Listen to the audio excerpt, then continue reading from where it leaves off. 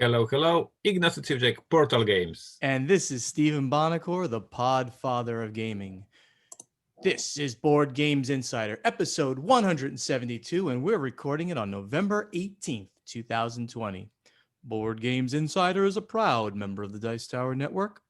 And did you know that one night Tom Vassell actually said to me, Bonacore, I wish I was half the man you are. You are the greatest game industry person that there has ever been, and I want to be as important as you one day, Bonacore. And then I woke up from my dream, and I was so happy for that one moment. How you doing, man? Very, very well. I was listening to you and I couldn't believe. And then there was, of course, a Of course. punchline. You got me. You got me. Never believe that Tom is going to say something like that. I'm in a especially good mood today. I'm always in a good mood, right? But I'm in a especially good mood. I'm wearing one of my favorite shirts here, my quit work, become a pirate shirt, which I bought way before I quit work and became a pirate. So that always makes me happy when I can think of it like I'm a pirate now. And I got some special thing I'll announce at the end of the show, in our special place down there, something cool I'm doing this week. And I've just had a good week, just chilling out. How are things going with you? Uh, I'm afraid about the future of this podcast because before there was energetic Steven and Slavic Ignacy, but now it is energetic on retirement, happy, always on vacation Steven, and tired of work Slavic Ignacy. It is the difference is just getting too big. It's getting too big, but that makes greatness in like, newscasting and podcasting when you've got a difference between the two individuals. So I think it's going to work out for us. We have one Anyway, happy person and one overworked person. Okay, I got it. you got it. You got it. All right. Tell us what's happening over at Portal Games. Yeah, what's happening at Portal Games? We are preparing for the release of the last product of the year, Robinson Crusoe Mystery Tales, Treasure Chest. What I'm saying, Treasure Chest. We mentioned this expansion couple of episodes already, and is the closing of the whole year for us. It was a very strange year for the whole industry. Sure. Most of the publishers released much less number of the games. We did as well. We released one new game, Detective Season 1. Already reprinted. I'm very proud of that. Very, very, very good hit for us. And a couple of expansions. This one, Robinson Treasure Chest, the biggest one with ton of the content for all the fans of Robinson Crusoe. I already saw many people bragging about their copy received, so I'm very, very happy. In stores worldwide, November 23rd. As I mentioned last week, it is already released in Europe. It is already released in Poland, and the worldwide release for the North America and all other countries, November 23rd. Of course, in upcoming months, following editions in the local languages like French, Spanish, etc., etc. So great stuff for fans of Robinson Crusoe. As we joke in our social media marketing, new ways to die on a deserted island. So lots of fun for you. It's nice to hear that you actually know your street dates. I mean, that makes me like, it puts a little warmth in my heart. I had a great teacher, and now I'm doing my best. Okay. Brag of the week, no awards. I'm very disappointed. It's this part of the year when there's no new awards presented, so I did win nothing. Terrible week for me. Pre-orders, Neuroshima Hex, Year of the Moloch, the last days. We are recording on 18th. I believe it will be. It will be too late. You just missed, dear listener. You just missed pre-orders for Neuroshima Hex, Year of the Moloch. I'm so sorry. It's amazing edition, printed only in 2,000 copies, and we are closing these pre-orders as I'm speaking. I thought it went to Black Friday. You didn't go to Black Friday? No, we went to 23rd. I don't know why. I guess because of the production schedule. Sure. Because this edition that we are gathering pre-orders, and when we have the pre-orders, we close pre-orders, we send it to the production. So this is it. And speaking about Black Friday, Portal Games USA is doing Black Friday as and all other publishers, I guess.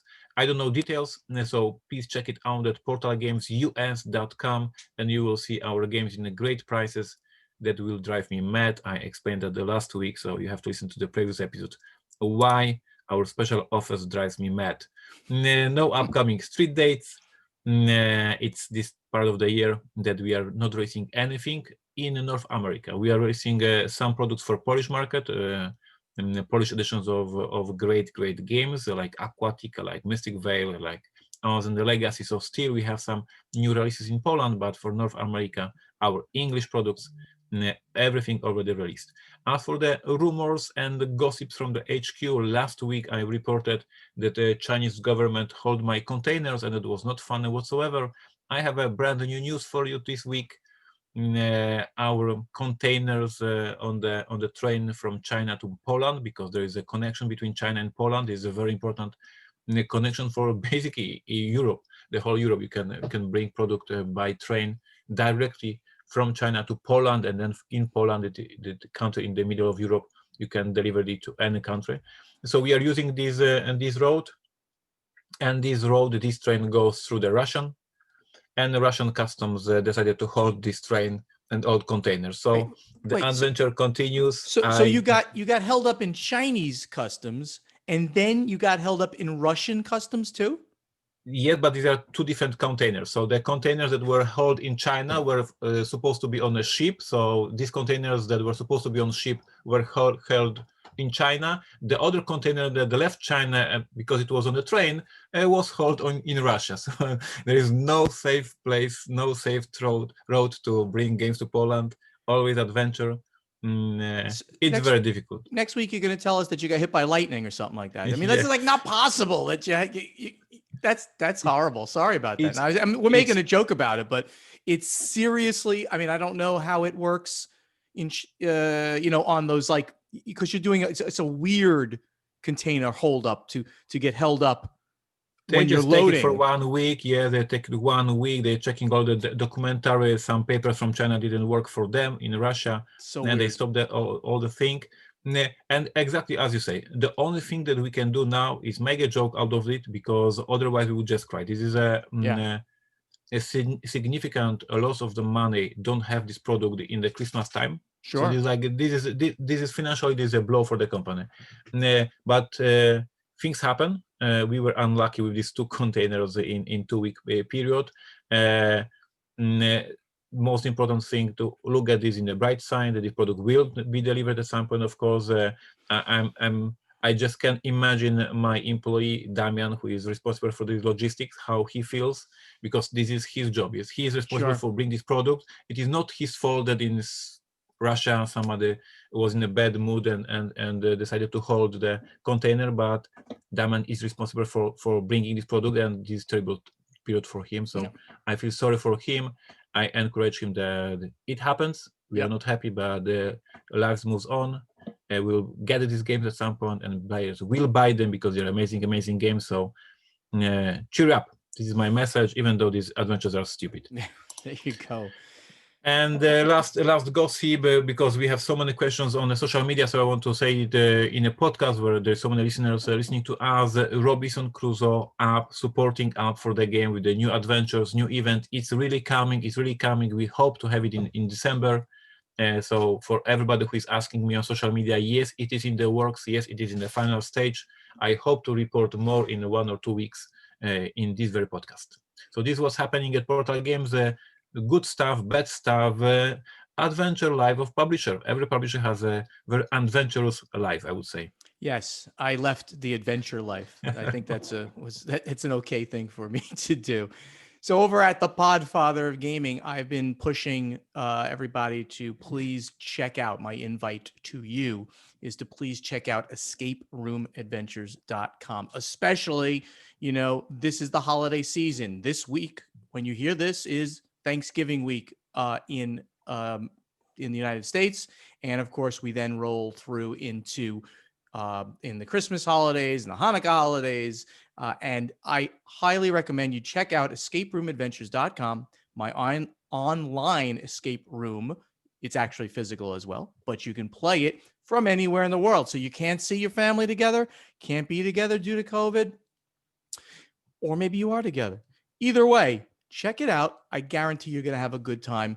$20 a person. There are 4 different rooms to choose from. escaperoomadventures.com. Check it out. We get great reviews on these rooms.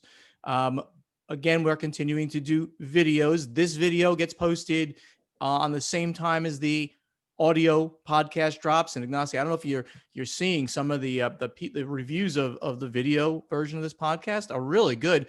People are posting comments on the YouTube channel saying, "Thank you for doing this. I can't listen to podcasts anymore, but because they're not commuting and things, but they sit down for an hour or something like that, and they listen and watch us do this. So they're really enjoying doing that."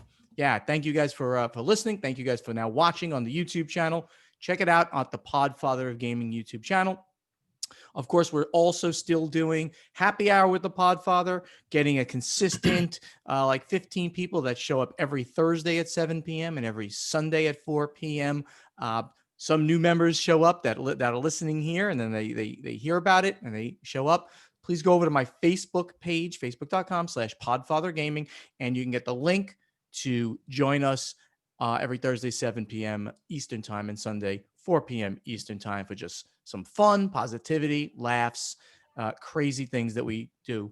And of course, I am still with the Dice Tower at their board game breakfast every Thursday at 10 a.m. Eastern. And that's a live show. So you can watch Tom and I make fun of each other in real time as we do the news, as we compete over a game show, and contributors give the segments, and you can see what their views of the hottest games are and things like that. Check that out. Linked at the Podfather of Gaming YouTube channel, but it's also, of course, at the Dice Tower YouTube channel as well. No news of the week like colonoscopies or flu shots or shingle shots, but I will mention that my Pathfinder character, Grand, the half-orc, is now level 5, and he's destroying things on a mass scale right now as he cleaves through the enemies. It's pretty amazing, and I'm loving role-playing again. I can't tell you how much I've now come back again full circle to role-playing and having a great time doing that on Zoom with friends from New Jersey. So that makes me just so happy again. Photo and video of the week. I spent some relaxing time in the Murakami Japanese Gardens in Delray Beach. Some nice walks with some friends, and some dinners with some friends, and posted some great stuff on my personal Facebook page, so you can go check that out. And we saw the largest iguana that you've ever seen. The thing looks like a dinosaur. I mean, it was like that big. It was over 6 foot from nose to tail. Crazy thing. And the thing was not happy that I was like following it around trying to take photos of it. So it kept like doing this thing with his head to try to like I'm a big guy here, get away from me. And it was a lot of fun. Check that out in the video that I posted as well. So that's it. You can also see what this animal was doing. If you watch this episode live, Steven was mimicking this animal very, very nicely. So that's right. You can see my iguana my iguana imitation if you watch us here. Anyway, that's what's happening at Portal Games and with the Podfather of Gaming. Let's get over to the event deck. And I wanted, just before we go to the big business, I want to do follow up to our health and old people segment that unfortunately I will have an update next week because Mary just signed me to visit the doctor. So yes, we are in this age that we will have this segment. The health and old people segment. All right. I mean, I think the health segment, we can call it maybe. Maybe that's a better way of putting it because it'll make me feel better. Well, I hope will give a report. I hope you're having just a regular routine visit. Good luck on your visit. You can report how healthy you are, hopefully, next week.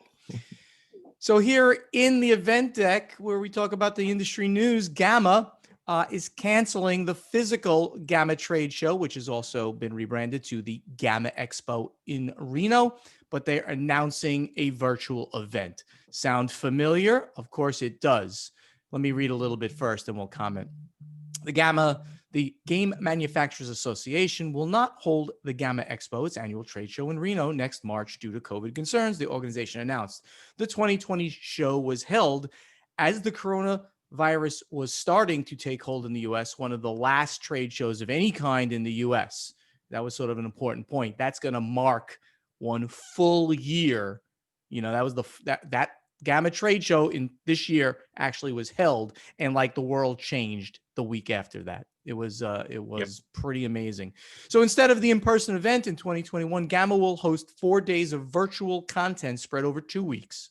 Exhibit hall, premiere presentations, and game nights on Tuesday, March 16th and March 23rd, a professional development day with tracks for retailers, publishers, and designers, along with a special e-commerce track for everyone, all on March 17th. And time for designer speed pitches to publishers, meeting with distributors and group discussions on industry issues. There's also a new event called the Friendly Local Game Store Day, March 27th, the Saturday following the virtual trade show to help drive consumers to Gamma retail stores to purchase products. So while none of this is truly amazing in that they're going virtual, they obviously had a long time to plan this. We always hope that Gamma does a good job with these things. What they're mentioning here are all really good ideas, and putting events specifically for the various types of members at Gamma. I'm looking forward to this. I am still a Gamma member, and I'm going to stay a Gamma member with things that I've mentioned already, that I'm actually going to be on some committees and things like that. I am hopeful that this is going to work out well, and I look forward to seeing what they do. I have both American style and Slavic style comment. Which one would you like to hear? The Slavic. Go ahead. Let's start with the positivity. So, okay. As our listeners know, I invested a ton of time this year learning about virtual conventions. And one of the things that worked the best this year was this B2B section of Essence, Spiel Digital, when the publishers were able to have these meetings and Zoom conferences, etc., and it worked perfectly. And Gamma, which is a B2B event, I can see it as an amazing convention with the seminars that the professionals can give, and all retailers can be at home and listen to them, with the publishers giving the explanation of the product, once again, for retailers to learn about the new product. So for this B2B environment, virtual conventions might be a very, very interesting option. And I can see so many interesting ideas how we can pull it off. The Slavic comment is that for many years, we saw that retailers are not that engaged with the internet, with the all the seminars, etc., like the geeks. Like the geeks, of course, love to learn more, to meet Eric Lang, etc., etc. Retailers are much more reversed to this idea. So we will see how many people will show up in these events, how many people will participate in Gamma, a virtual one. I can see it as an amazing convention, but also I can see it as a very empty convention. So we will see. We will see how it plays out, but I'm very happy that they're doing it this way. It sounds good. I know that GTS is doing, I believe that you were part of this a couple of times. GTS is doing a show for the retailers when they invite the publisher, yes, to present the distributor new product. show. GTS and distributors. I did they announce a virtual one? No, but I'm saying that for these seminars there is not many retailers attending. Like there is like 20, something like that. So I'm always a little bit disappointed when you have at your disposal publisher. You can ask him any question. You can ask him about the product, about the prices, about the plans, about all these business questions you might have as owner of the store, and you have this person face-to-face time. I'm disappointed when I see that the numbers of these people watching these seminars are not high, while I perceive this content as amazing because, of course, I'm geeking about everything. Sure. The Gamma Trade Show normally gets, when you're there physically, those rooms for the seminars are packed. So how does it translate well to virtual? Stay tuned. I'll give you a report. My investigative reporting will always continue for our fans.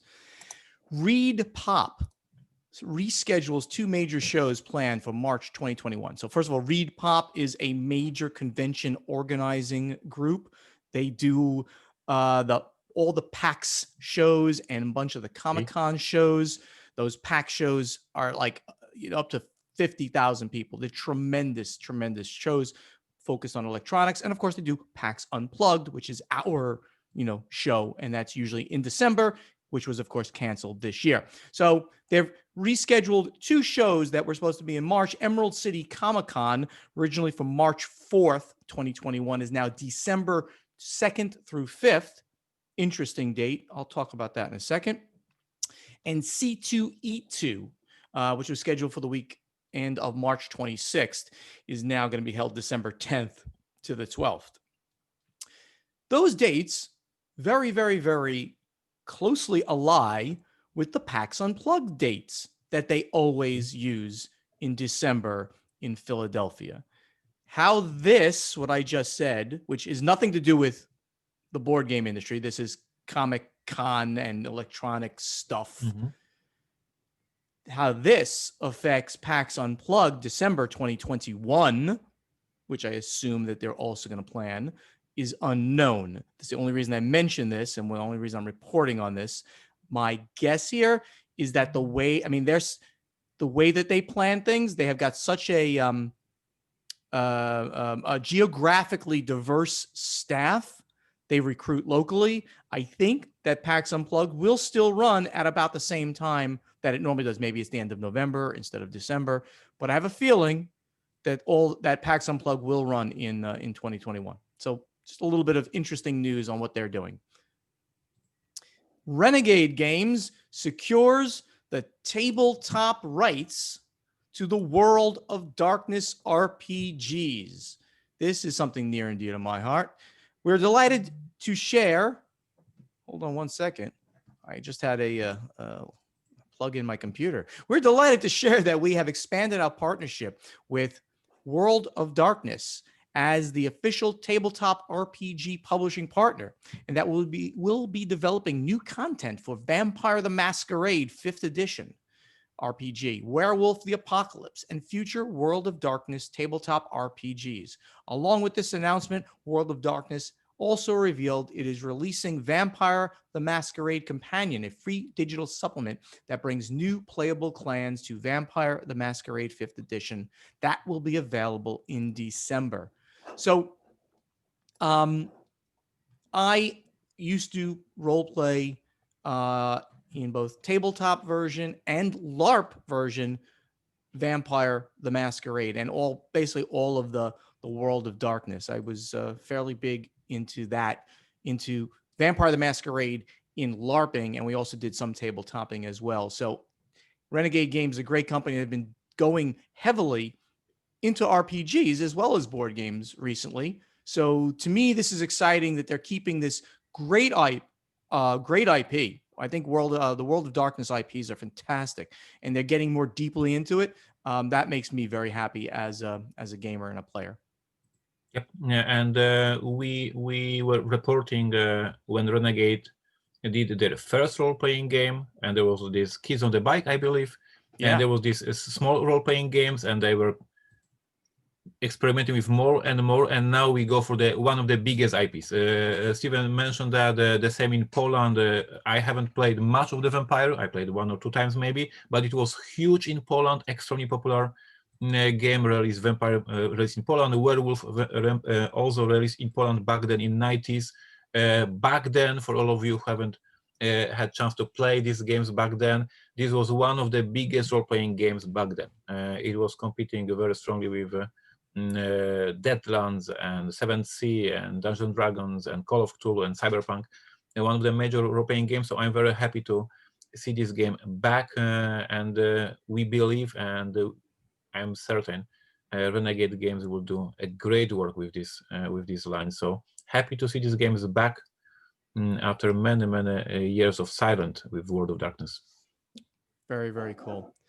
So Fantasy Flight Game is losing Star Wars? I don't think so, Ignacy. That's what he wrote here. But here's the announcement, and it's a joint press release. Atomic Mass Games takes its first steps into the Star Wars miniatures games galaxy. Development of Star Wars X-Wing, Star Wars Armada, and Star Wars Legions moving from Fantasy Flight Games to Asmodee's Miniatures Game Focus Studio. Oh, come on. So you tricked me there. It's part of Asmodee. So In a strategic reorganization of its Star Wars miniatures titles, Asmodee is announcing today that oversight of its 3 Star Wars miniatures titles will be moving to their dedicated miniatures game studio, Atomic Mass Games. The funny thing is, I didn't even remember that this was part of Asmodee. Even when I was starting to read this, it was interesting. Development of all future miniatures games will be handled by Atomic Mass as well. The move to a specialty studio positions Asmodee's miniatures titles for even greater success in the future. So they're just taking all the miniatures related games that Fantasy Flight has had under its wings and putting it into their other what do they call them? Studio. Imprint called Atomic Mass Games. What else has Atomic Mass done, Ignacy? Do you even know? I'm not familiar. Of course, I have no clue, but it is a trend that we were reporting earlier this year when Asmodee moved the whole role-playing game department to Spain. Do you remember that? They closed the role-playing game department in FFG and moved it to Spain. And now the same case, they are taking all these miniature games and moving the whole department to Atomic Mass Games. So on one hand, it is easy to understand why they are doing that. They want to have this focus company that is all about miniatures, all these tournament and scene, etc., etc. But on the human level, it looks like FFG is like this smaller company. Every couple of months, they are losing a part of their identity and what they were known and loved by the players all over the place, right? Yeah, but I think it's a great strategy to get the synergies of certain people that they already have as part of their company, the bigger company, the Asmodee group, and get the synergies that you would get from a dedicated group of miniatures gamers to put all the miniatures games with them.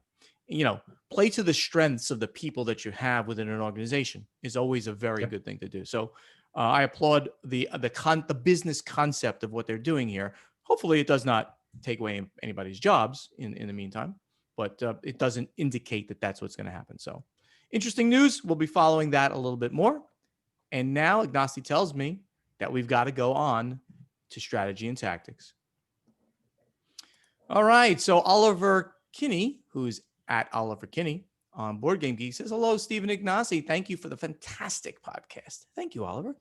I've only recently started listening to it, and I'm working through my way back through the back catalog now. My question is, how would I go about interviewing yourselves, the designers or illustrators of some of your games or other tabletop game professionals within your company?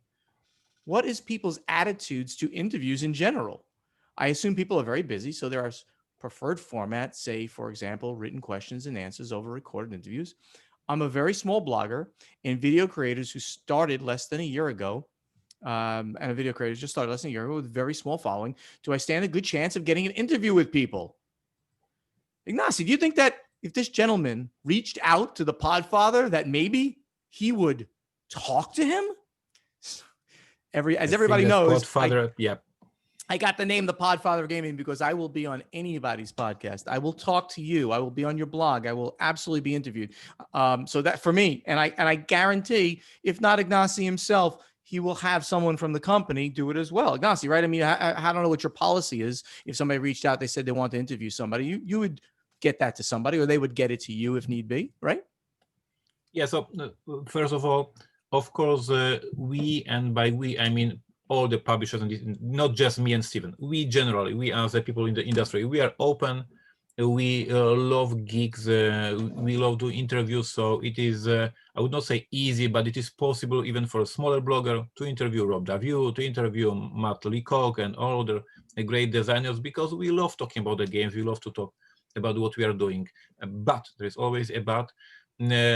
Recently, I do less and less interviews in a written form, and let me explain, because this is what we are doing here, explaining our perspective. A written interview works like that. I get a question that is one sentence, and then I have to spend half an hour writing the few paragraphs with my answer. And the second question, once again, the person who gave me question wrote one sentence, and then I wrote 3 paragraphs. So basically, these written interviews also interesting to read, interesting content for all the readers. It is a ton of work for the people, for me, and just 5 minutes for the people person who is doing interview, because he just asked me 5 sentences and then I need to write 5 pages of work. So now these days I'm much more open to video interview. I just schedule, okay, we have 30 minutes, I have 30 minutes, we talk, I'm happy to answer all your questions. But when I see this written form and I think that I will spend the whole afternoon answering these questions, it don't work. Yeah, that's actually a really good point. That I'm very similar to that, and I've even in retirement, and before retirement, and now, I'd much rather do it like this, like we do it on Skype, just with voice, or we do it on video, and of course, then if it's a blog, a written blog, that the interviewer can then transcribe, so that they do some work too, right? So we give up our time, and they do some work to do the transcription for their written blog, if it's a written blog. But Oliver, I don't believe that I've heard from you. And this question was actually posted quite a long time ago, well over a year ago.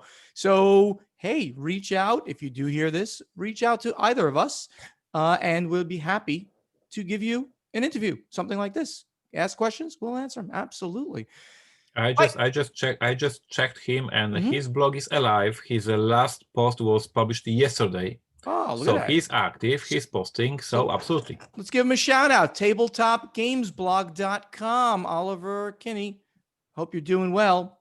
Make sure you reach out to us. Yeah, just reach out on any of the social media platforms. We'll get to you. We'll talk. All right, Michael Murphy, my buddy, one of the great knights of the Stronghold.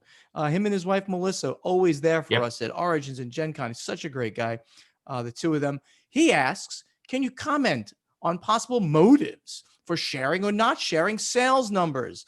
Some will state their exact number of sales or will indicate the number in their print runs, whereas others will avoid giving this detail. For example, we know that GMT states they have sold approximately 100,000 copies of the former BGG #1 title, Twilight Struggle.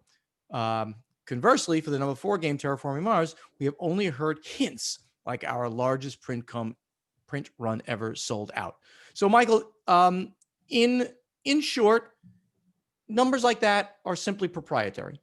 Motives, don't attribute a motive other than it's not something that makes sense to publish to the general public, but we will hint at it, as you said. We will hint. I will tell you that Terraforming Mars in English alone has sold hundreds of thousands of copies at this point. Okay, I mean, that's a pretty good number, right?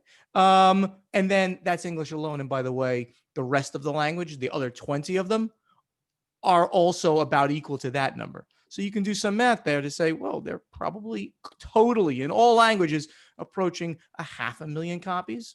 I don't even have the exact number. Ignacy, I don't know if you track your numbers that closely, but I don't even have the exact number. When the numbers are small, it's actually easy to track. When you're printing twice a year and you're printing 20, 30,000 copies at a clip, that's, after a while, you just forget the numbers.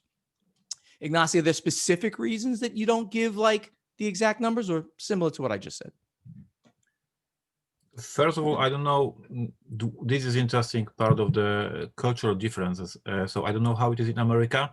In Poland, in general, money are sort of the taboo topic. So it is not common that I meet with my friend and I say I'm earning that much money in my company. Like, people are not very open about how much money they are doing in their life. So growing up from this culture standpoint, I'm not also very open telling, hey, I sold that many games, so that means that I earned that much money and we are so rich and amazing and I have a helicopter. Like, this is how is my cultural approach. Like, I'm always very low with the talking about my numbers and my earnings, etc., etc. Of course, when we do something like PortalCon once a year, and you want to send a message about the company, we pick 1 or 2 titles that we are comfortable sharing some of the numbers.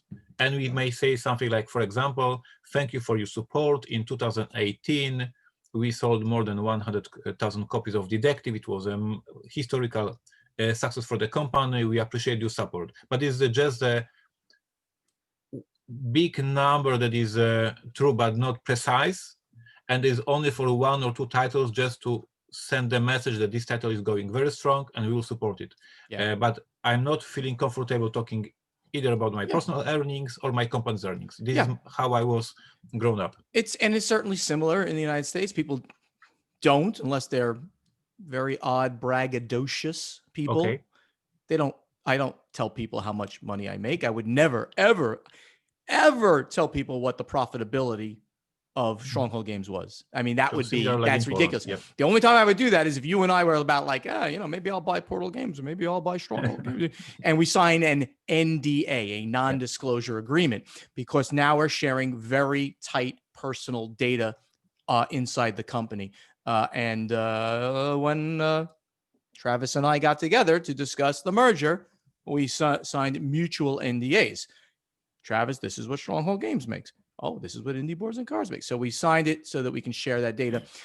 It's when you're a publicly traded company, we talk about this, you must disclose that. Because why? Because somebody can go to the stock market and say, they're doing well, I want to invest. That's part of investing in a company. When you're a private company, there is no investment that's permitted. You really just can't, unless I sold you a piece or something like that. And there are rules around that too. You just don't put that information out. It's not appropriate from a business perspective to do that. And it gives away also information to competitors. And even though we're friendly competitors, you can't just blather that around. Now, having said that, there are companies that do it. God bless them. Steve Jackson Games is the biggest example of that. They tell you what their revenue is every year and what their net profit is every year. I'm pretty sure they give like both of those numbers, and then and even other things. Oh, now marketing expenses, where they're saying they give this they give their entire financial statement. Privately held company. I love those guys. I have a feeling that on some level it is a bragging thing. Maybe. I know. I love them, and I love Steve, and I love Phil, and maybe they're trying to just say, look at us, we're cool, or not, or maybe they just want to be so transparent. But that's just not to me, necessarily a great business practice. My opinion. Let's get to another Michael Murphy question. Michael is very typing a lot on February 28th of 2019. Do any publishers use the BGG hotness list as a gauge of their marketing? Can you tell how well a game will do at a convention based on this? Just wondering if it is monitored at all. For example, I have seen Gloomhaven and Terraforming Mars in the hotness consistently for years. Yes, always in the top 10. Is that a greater predictor of new sales or just an active community? I believe that it is quite indicative of the sales of those games, that if a game has been sitting in the BGG hotness for pick a number of amount of time, like 1 year, 2 years, 4 years, right? Terraforming Mars has been in the top 10 of the BGG hotness since it came out. That's amazing. Gloomhaven as well, I'm pretty sure. And some other games. It is definitely indicative of sales, not necessarily convention sales, as Michael said, but definitely indicative of how much it's selling over time. Nasi, any comments there? There are two cases. One case is you mentioned Terraforming Mars on Gloomhaven or other big games. They are sitting there all the time, and that means that you, Steven, doesn't need any indicator because you know this game sells, and yes. So you are not doing this. You already know this in the invoices.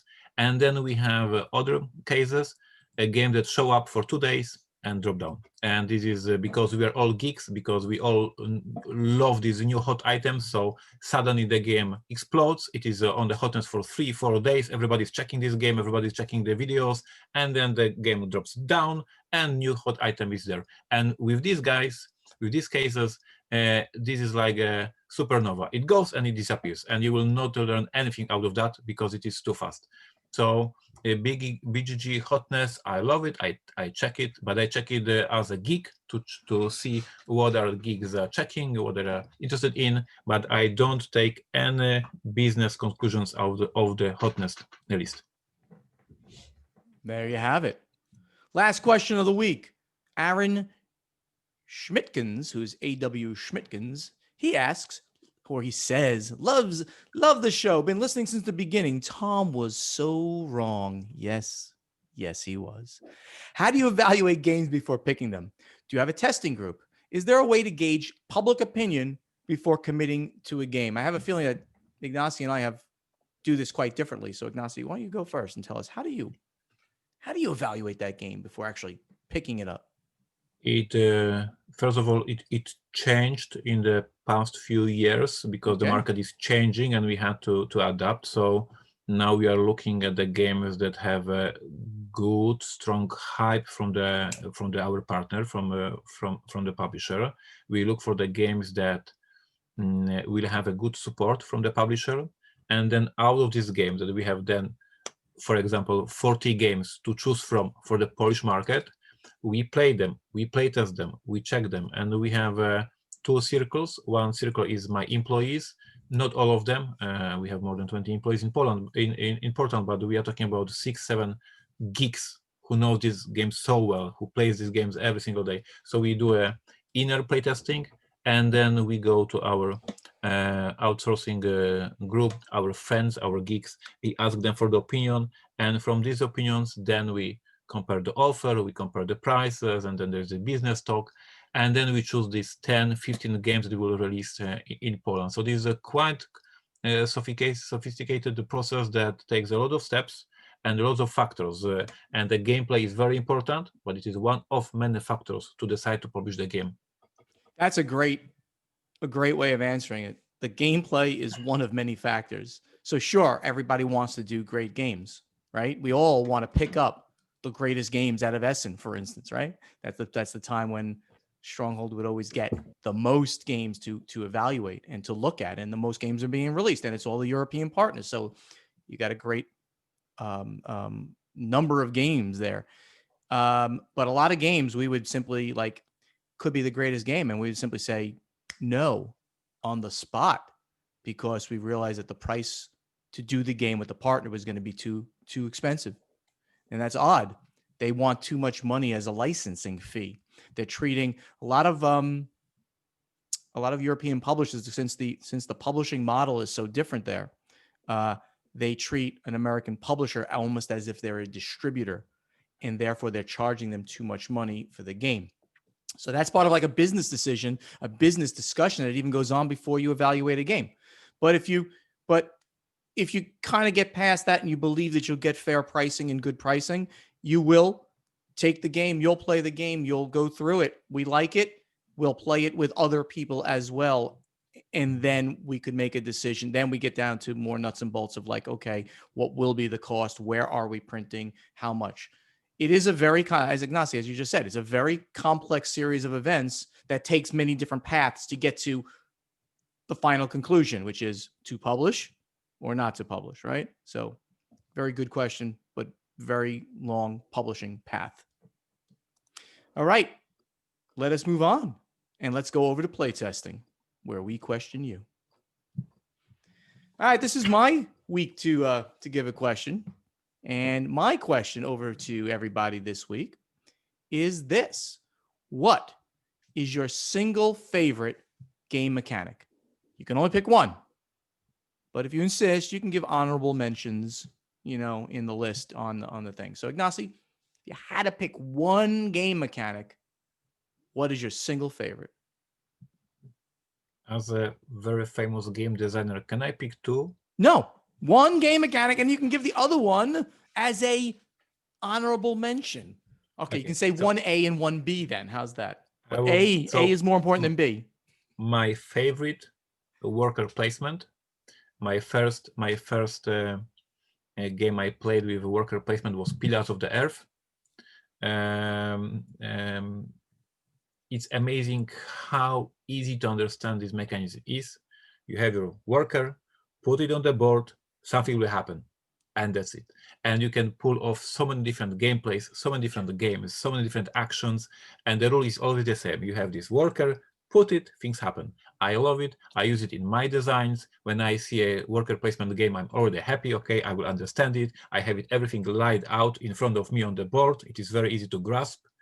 So worker placement by far my favorite mechanism in the board games. But honorable mention, I love traitor mechanism. I love all these resistance games, all these Dark Moon games, all these Avalon games. I love them. I love talk. I love to convince everybody that I'm right and they are wrong. So I love this traitor mechanism, and I, of course I love deck building. And now So he goes like he won't stop.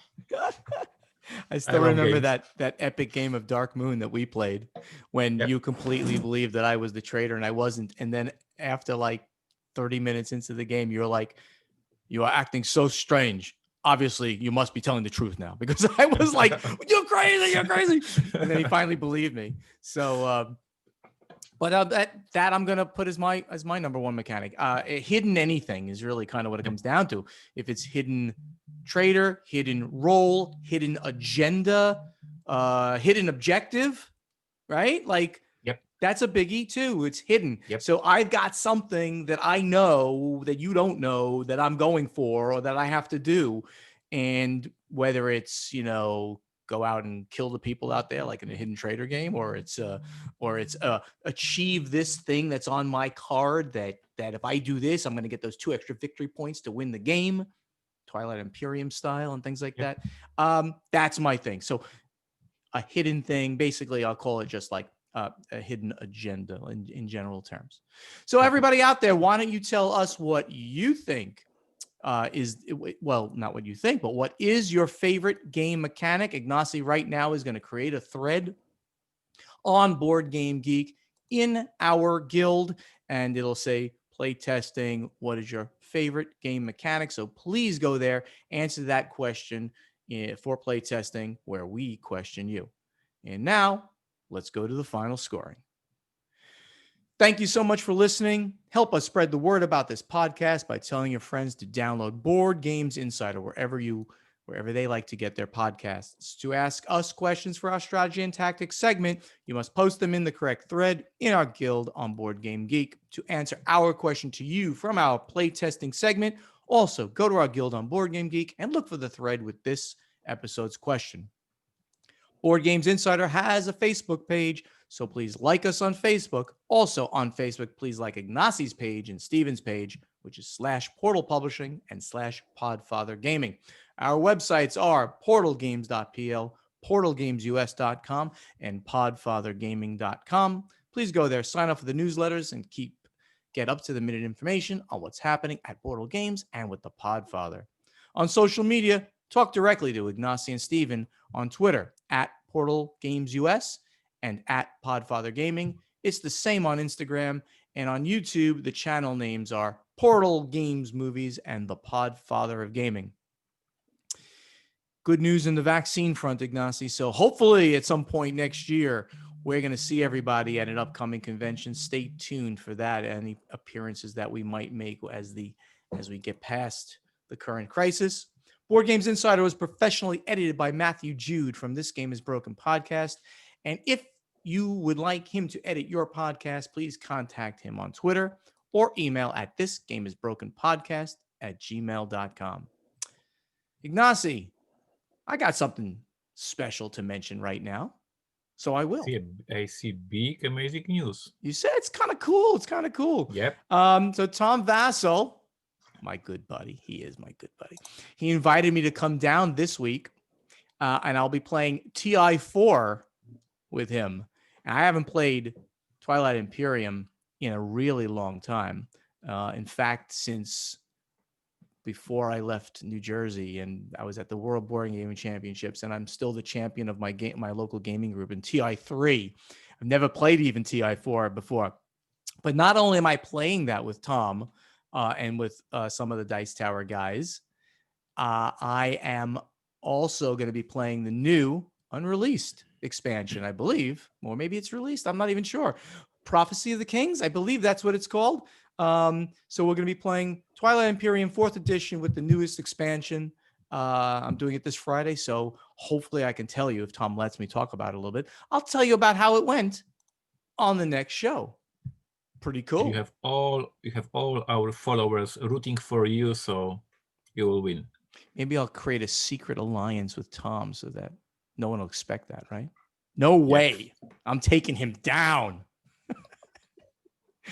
All right. Everybody out there, thank you so much for listening. We'll see you next week or hear Yeah, you. absolutely. All right. Bye-bye. Thank you.